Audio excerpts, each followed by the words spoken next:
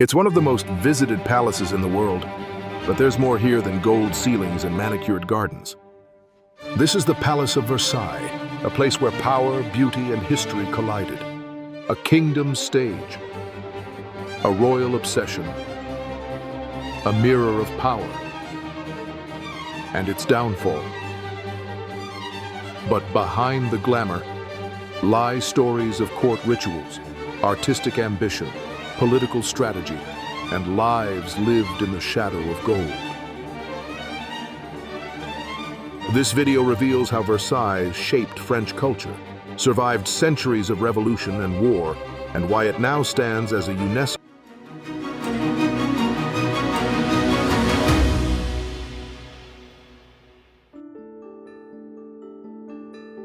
Versailles is located in France, just 20 kilometers southwest of Paris in the Île-de-France region. What was once a modest village has grown into a city closely tied to the palace's global fame.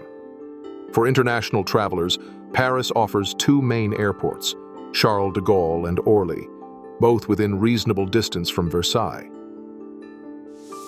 Most visitors travel by train, with the RERC line being the most popular choice. The ride from central Paris takes about 40 minutes, ending at Versailles Château-Rive Gauche station, just a short walk from the palace gates. Other rail options include SNCF suburban trains departing from Montparnasse station. For those preferring road travel, buses and private tour coaches operate regularly, while driving offers flexibility, though parking near the estate can be limited during peak seasons. For visitors on foot, the estate offers several main access points: the Royal Gate near the palace facade for general entry, side gates leading into the gardens, and dedicated entrances for the Trianon estate and other peripheral sites. But knowing how to get here is just the start. The real story begins when looking back at why this place exists at all. Before the gold leaf and mirrors, before the political gatherings and historical treaties, Versailles was little more than a quiet hunting retreat. What happened next would change not just the landscape, but the course of French history.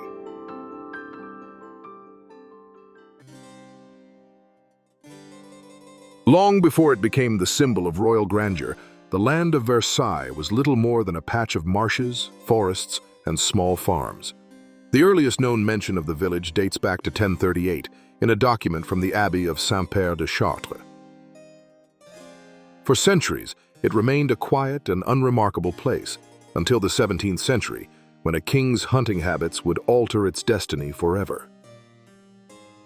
In 1623, Louis XIII built a modest hunting lodge on a wooded hill, about 19 kilometers west of Paris, and not far from his main residence in Saint-Germain-en-Laye.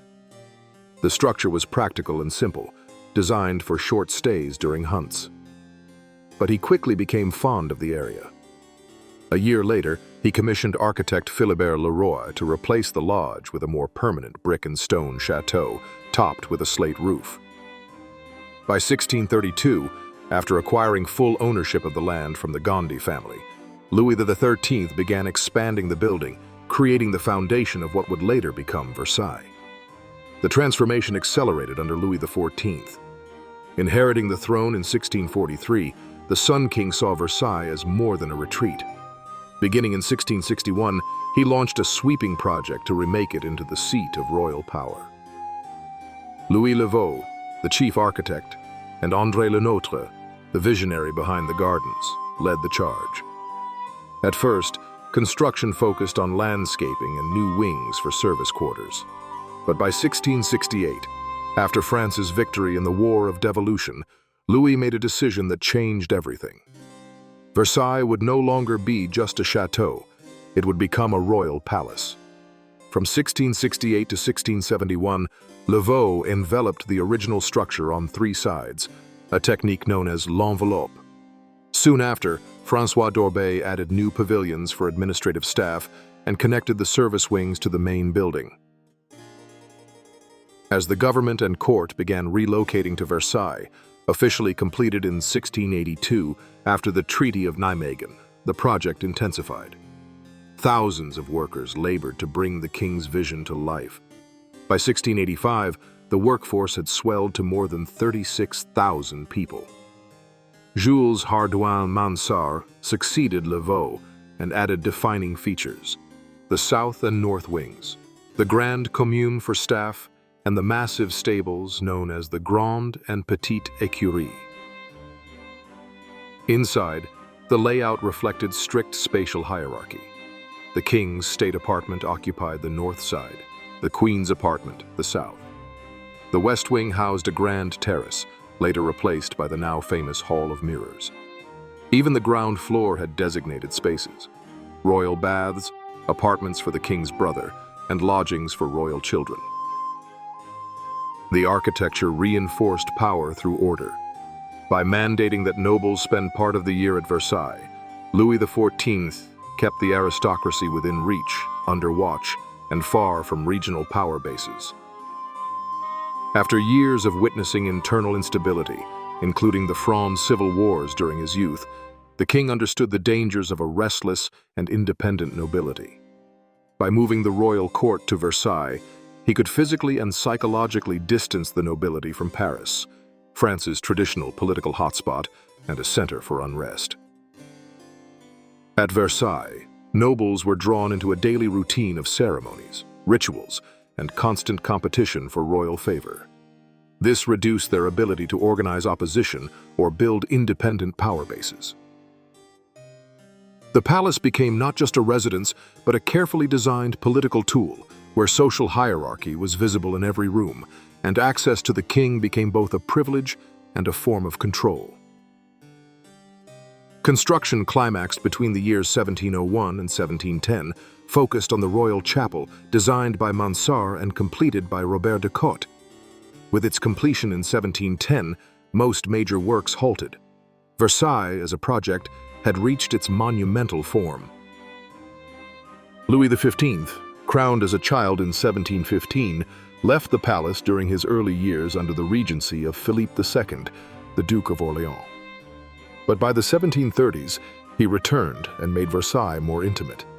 He commissioned the Petit Appartement du Roi, the Appartement de Mesdames for his daughters, and several private quarters on upper floors. The Bassin de Neptune, completed between 1738 and 1741, became a major garden addition. Louis XV also oversaw two major architectural achievements: the Royal Opera House and the Petit Trianon. Foreign leaders like Peter the Great of Russia visited Versailles to study its design, eventually shaping their own imperial visions with the construction of the Peterhof. When Louis XVI ascended in 1774, attention shifted again.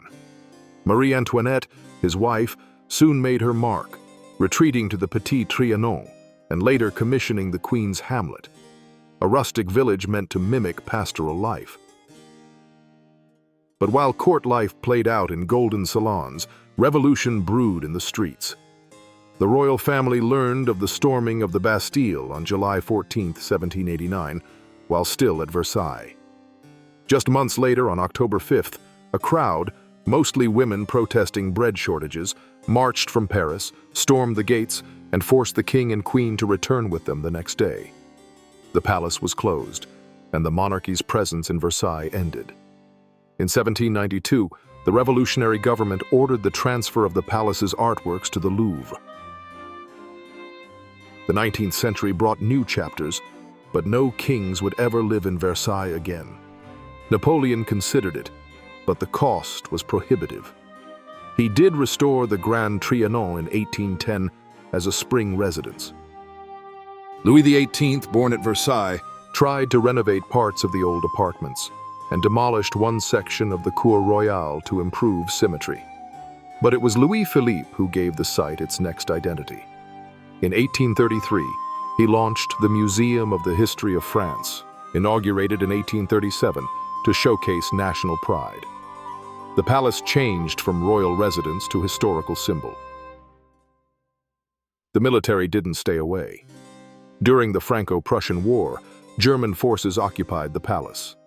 The Hall of Mirrors was turned into a field hospital.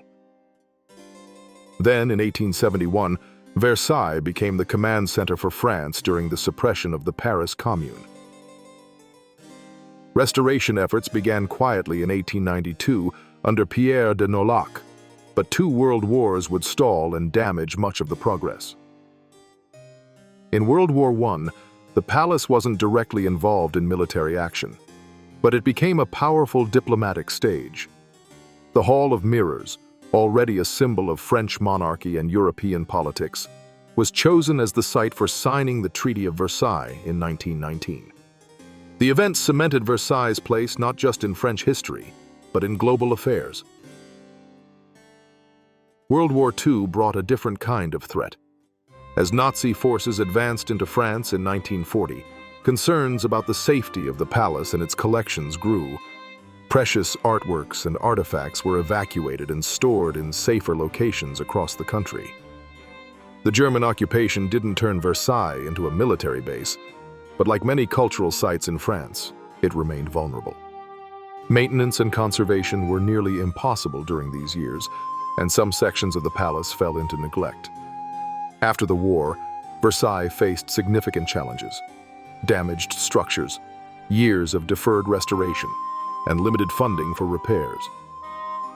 It wasn't until the 1950s that large-scale preservation efforts resumed in full force. These post-war decades marked the beginning of the modern conservation era for Versailles, driven by both national pride and international recognition of its cultural value. Don't forget to like and subscribe. Also check our playlist for more incredible World Heritage Sites.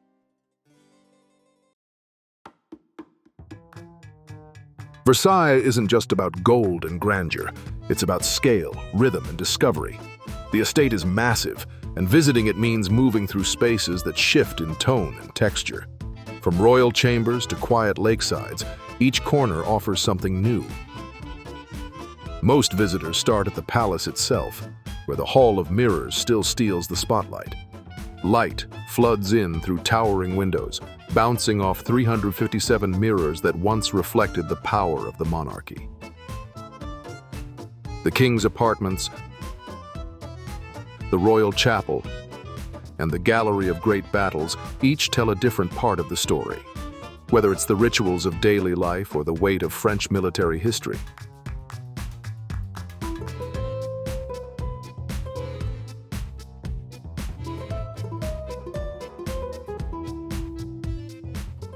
But Versailles was never meant to be confined to walls. Step into the gardens and everything opens up. Designed by André Lenotre, this outdoor stage is a masterpiece of geometry and illusion. The Grand Canal stretches into the horizon, while hidden groves reveal secret stages, fountains, and sculptures. During fountain show days, the place feels alive, music, water, and movement turning formal design into performance. The Trianon estate offers a change of pace. The Grand Trianon was built as a place of escape, elegant and more intimate. The Petit Trianon, later given to Marie Antoinette, reflects her personal taste, refined, light, and quietly rebellious. Nearby, the Queen's Hamlet looks almost like a painting. This rustic village, complete with farm animals and thatched cottages, was her attempt to play at simplicity, far from courtly eyes. Then come the stables, often overlooked, but surprisingly rich. The gallery of coaches displays carriages, sleighs, and ceremonial vehicles that once rolled down the palace paths. Across the courtyard, the Equestrian Academy still performs live dressage shows in a stunning Baroque riding hall. And while most visitors follow the main paths, there are moments worth finding off the usual route: quiet woods, meadows for picnics, trails by the water. Golf carts, boats, and bikes are available for those who want to slow down and explore. From marble halls to garden paths, Versailles is not just a destination. It's an experience built to impress and designed to keep you wandering. And just when you think you've seen it all, another door opens.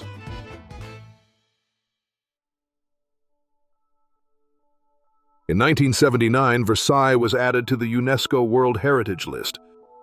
The site was recognized for both its beauty and its influence, but also for how it captured a moment in history when art, architecture, and power were deeply intertwined. Versailles meets 4 UNESCO criteria. First, it's a masterpiece of human creative genius. Criterion number 1, not just in the palace but in the gardens, the urban layout, the symmetry, the engineering of fountains, the sheer coordination it took to make all of this work as a single vision. It also represents an important interchange of human values. Criterion number 2. Versailles inspired hundreds of palaces across Europe, from Schönbrunn in Austria to Peterhof in Russia. Its model of court life, aesthetics, and ceremonial space echoed far beyond France's borders. Under criterion number 6, it's recognized for being directly associated with events and ideas of universal significance. This was where the French court lived, governed, and eventually fell. And later, it was where peace treaties were signed, most notably the Treaty of Versailles in 1919. Lastly, it's an outstanding example of a type of building and landscape. Criterion number 4. Versailles doesn't just showcase Baroque architecture, it defines it. The integration between palace and garden, between public rituals and private spaces, set a template for royal complexes across Europe. So the UNESCO recognition isn't just about protecting a beautiful place. It's about safeguarding a legacy of political theater, artistic ambition, and cultural influence. Versailles shaped how power looked and how it was staged for centuries.